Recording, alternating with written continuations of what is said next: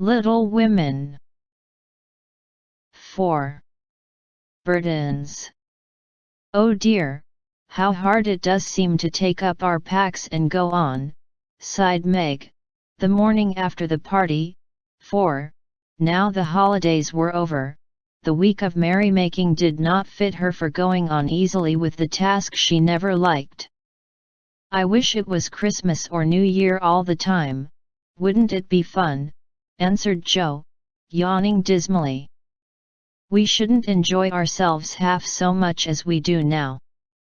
But it does seem so nice to have little suppers and bouquets, and go to parties, and drive home, and read and rest, and not work. It's like other people, you know, and I always envy girls who do such things. I'm so fond of luxury, said Meg, trying to decide which of two shabby gowns was the least shabby.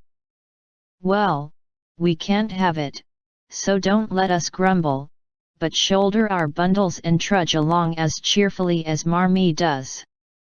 I'm sure Aunt March is a regular old man of the sea to me, but I suppose when I've learned to carry her without complaining, she will tumble off, or get so light that I shan't mind her. This idea tickled Joe's fancy, and put her in good spirits, but Meg didn't brighten, for her burden, consisting of 4 spoiled children, seemed heavier than ever. She hadn't heart enough even to make herself pretty, as usual, by putting on a blue neck ribbon, and dressing her hair in the most becoming way. Where's the use of looking nice, when no one sees me but those cross midgets, and no one cares whether I'm pretty or not, she muttered, shutting her drawer with a jerk. I shall have to toil and moil all my days, with only little bits of fun now and then, and get old and ugly and sour, because I'm poor, and can't enjoy my life as other girls do. It's a shame. So Meg went down, wearing an injured look, and wasn't at all agreeable at breakfast time. Everyone seemed rather out of sorts, and inclined to croak. Beth had a headache, and lay on the sofa, trying to comfort herself with the cat and 3 kittens. Amy was fretting because her lessons were not learned, and she couldn't find her rubbers. Joe would whistle and make a great racket getting ready. Mrs. March was very busy trying to finish a letter, which must go at once, and Hannah had the grumps, for being up late didn't suit her. There never was such a cross family, cried Joe, losing her temper when she had upset an inkstand, broken both boot lacings, and sat down upon her hat. You're the crossest person in it, returned Amy, washing out the sum that was all wrong, with the tears that had fallen on her slate. Beth, if you don't keep these horrid cats down cellar I'll have them drowned, exclaimed Meg angrily, as she tried to get rid of the kitten, which had scrambled up her back, and stuck like a bird just out of reach. Joe laughed, Meg scolded, Beth implored, and Amy wailed, because she couldn't remember how much 9 times 12 was. Girls, do be quiet 1 minute. I must get this off by the early mail, and you drive me distracted with your worry, cried Mrs. March, crossing out the 3rd spoilt sentence in her letter. There was a momentary lull, broken by Hannah, who stalked in, laid 2 hot turnovers on the table, and stalked out again. These turnovers were an institution, and the girls called them muffs, for they had no others, and found the hot pies very comforting to their hands on cold mornings. Hannah never forgot to make them, no matter how busy or grumpy she might be, for the walk was long and bleak. The poor things got no other lunch, and were seldom home before 2. Cuddle your cats, and get over your headache, Bethy. Goodbye, Marmee, we are a set of rascals this morning, but we'll come home regular angels. Now then, Meg and Joe tramped away, feeling that the pilgrims were not setting out as they ought to do.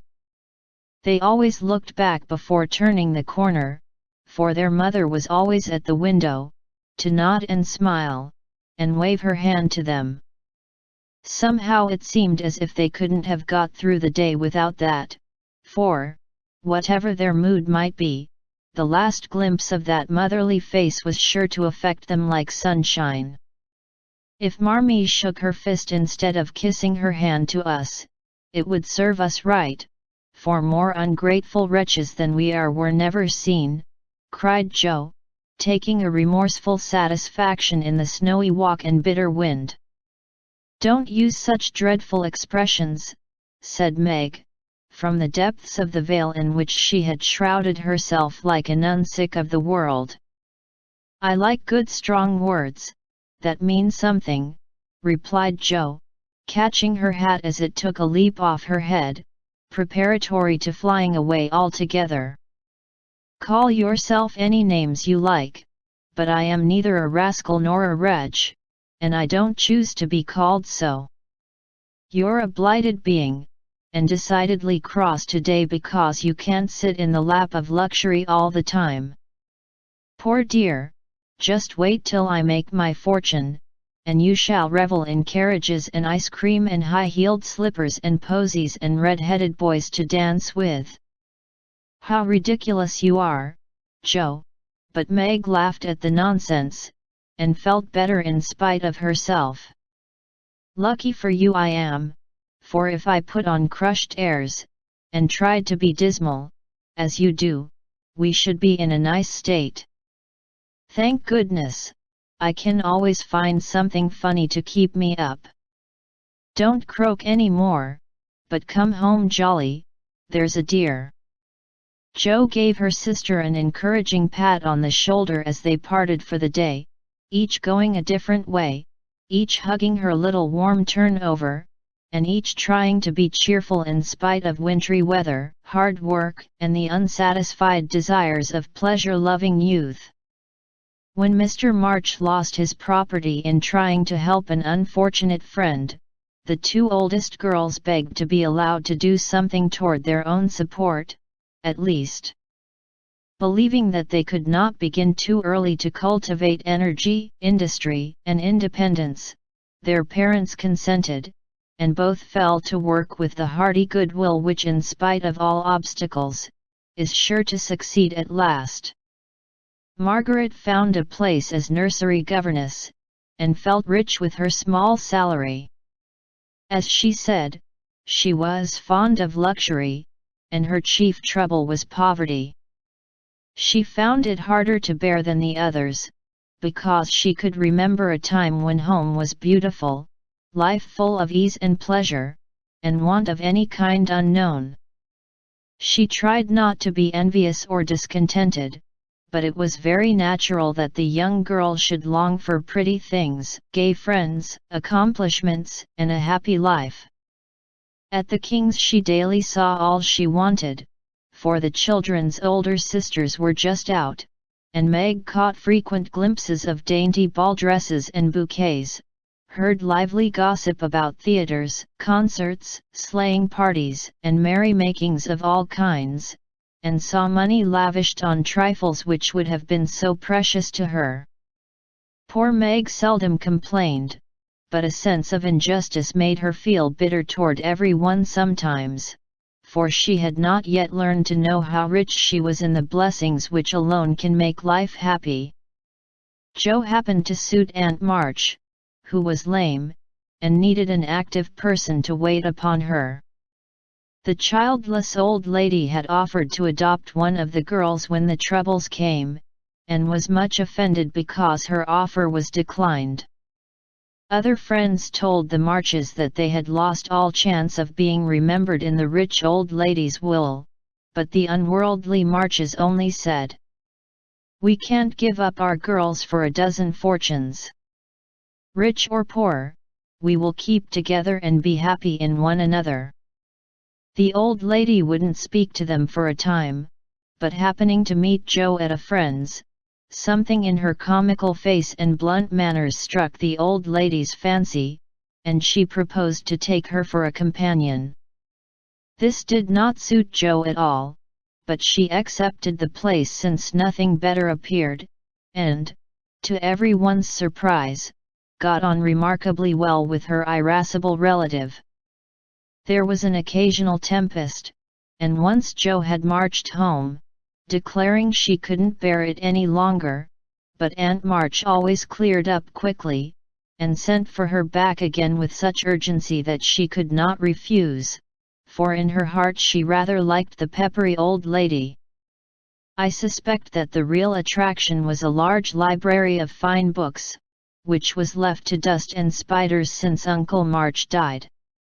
Jo remembered the kind old gentleman, who used to let her build railroads and bridges with his big dictionaries, tell her stories about the queer pictures in his Latin books, and buy her cards of gingerbread whenever he met her in the street. The dim, dusty room, with the busts staring down from the tall bookcases, the cozy chairs, the globes, and, best of all, the wilderness of books, in which she could wander where she liked, made the library a region of bliss to her. The moment Aunt March took her nap, or was busy with company, Jo hurried to this quiet place, and, curling herself up in the easy chair, devoured poetry, romance, history, travels, and pictures, like a regular bookworm.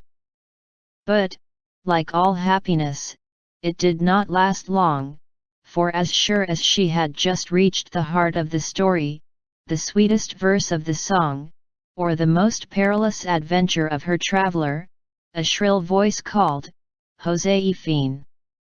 Josephine!" and she had to leave her paradise to wind yarn, wash the poodle, or read Belsham's essays by the hour together. Jo's ambition was to do something very splendid. What it was she had no idea, as yet, but left it for time to tell her, and, meanwhile, found her greatest affliction in the fact that she couldn't read, run, and ride as much as she liked. A quick temper, sharp tongue, and restless spirit were always getting her into scrapes, and her life was a series of ups and downs, which were both comic and pathetic. But the training she received at Aunt March's was just what she needed, and the thought that she was doing something to support herself made her happy, in spite of the perpetual Josephine. Beth was too bashful to go to school. It had been tried, but she suffered so much that it was given up, and she did her lessons at home, with her father. Even when he went away, and her mother was called to devote her skill and energy to soldiers' aid societies, Beth went faithfully on by herself, and did the best she could. She was a housewifely little creature, and helped Hannah keep home neat and comfortable for the workers, never thinking of any reward but to be loved. Long, quiet days she spent, not lonely nor idle, for her little world was peopled with imaginary friends, and she was by nature a busy bee. There were 6 dolls to be taken up and dressed every morning, for Beth was a child still, and loved her pets as well as ever. Not one whole or handsome one among them, all were outcasts till Beth took them in, for, when her sisters outgrew these idols, they passed to her, because Amy would have nothing old or ugly. Beth cherished them all the more tenderly for that very reason, and set up a hospital for infirm dolls. No pins were ever stuck into their cotton vitals, no harsh words or blows were ever given them, no neglect ever saddened the heart of the most repulsive, but all were fed and clothed, nursed and caressed, with an affection which never failed. One forlorn fragment of dollanite had belonged to Jo, and, having led a tempestuous life, was left a wreck in the rag bag, from which dreary poorhouse it was rescued by Beth, and taken to her refuge.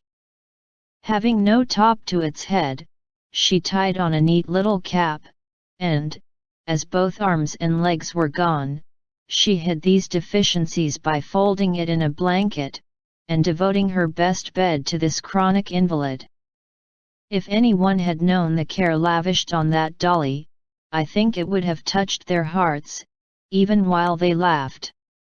She brought it bits of bouquets, she read to it, took it out to breathe the air, hidden under her coat, she sung it lullabies, and never went to bed without kissing its dirty face, and whispering tenderly, "I hope you'll have a good night, my poor dear." Beth had her troubles as well as the others, and not being an angel, but a very human little girl, she often wept a little weep, as Joe said, because she couldn't take music lessons and have a fine piano. She loved music so dearly, tried so hard to learn, and practiced away so patiently at the jingling old instrument, that it did seem as if someone, not to hint Aunt March, ought to help her. Nobody did, however, and nobody saw Beth wipe the tears off the yellow keys, that wouldn't keep in tune, when she was all alone. She sang like a little lark about her work, never was too tired to play for Marmee and the girls, and day after day said hopefully to herself, "I know I'll get my music sometime, if I'm good." There are many Beths in the world, shy and quiet, sitting in corners till needed, and living for others so cheerfully that no one sees the sacrifices till the little cricket on the hearth stops chirping, and the sweet, sunshiny presence vanishes, leaving silence and shadow behind. If anybody had asked Amy what the greatest trial of her life was, she would have answered at once, "My nose." When she was a baby, Joe had accidentally dropped her into the coal hod, and Amy insisted that the fall had ruined her nose forever. It was not big, nor red, like poor Petria's, it was only rather flat, and all the pinching in the world could not give it an aristocratic point. No one minded it but herself, and it was doing its best to grow, but Amy felt deeply the want of a Grecian nose, and drew whole sheets of handsome ones to console herself. Little Raphael, as her sisters called her, had a decided talent for drawing, and was never so happy as when copying flowers, designing fairies, or illustrating stories with queer specimens of art. Her teachers complained that, instead of doing her sums, she covered her slate with animals, the blank pages of her atlas were used to copy maps on, and caricatures of the most ludicrous description came fluttering out of all her books at unlucky moments. She got through her lessons as well as she could, and managed to escape reprimands by being a model of deportment. She was a great favorite with her mates, being good-tempered, and possessing the happy art of pleasing without effort. Her little airs and graces were much admired, so were her accomplishments, for beside her drawing, she could play 12 tunes, crochet, and read French without mispronouncing more than 2/3 of the words. She had a plaintive way of saying, "When Papa was rich we did so and so," which was very touching, and her long words were considered perfectly elegant by the girls.